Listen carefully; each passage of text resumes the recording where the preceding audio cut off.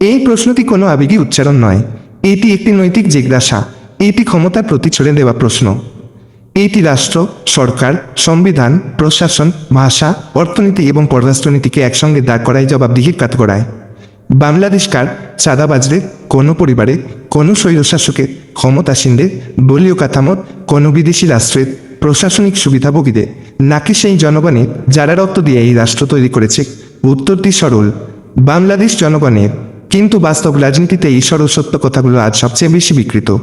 সাম্প্রতিক নির্বাচনকে আমরা কেবল সরকার পরিবর্তন হিসেবে দেখি না, এইটি ছিল বহু বছরের জমে থাকা ক্ষোভের বিস্ফোরণ।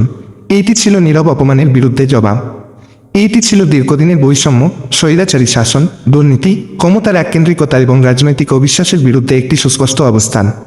এই নির্বাচন ছিল একটি গণনায়, বৈষম্যের বিরুদ্ধে গণনায়, দুর্নীতির বিরুদ্ধে গণনায়, একনায়কতন্ত্রের বিরুদ্ধে গণনায়, পরিবারতন্ত্রের বিরুদ্ধে গণনায়, দলীয় দখলদারির বিরুদ্ধে গণনায়, অদৃশ্য সুবিধাভোগী চক্রের বিরুদ্ধে গণনায়।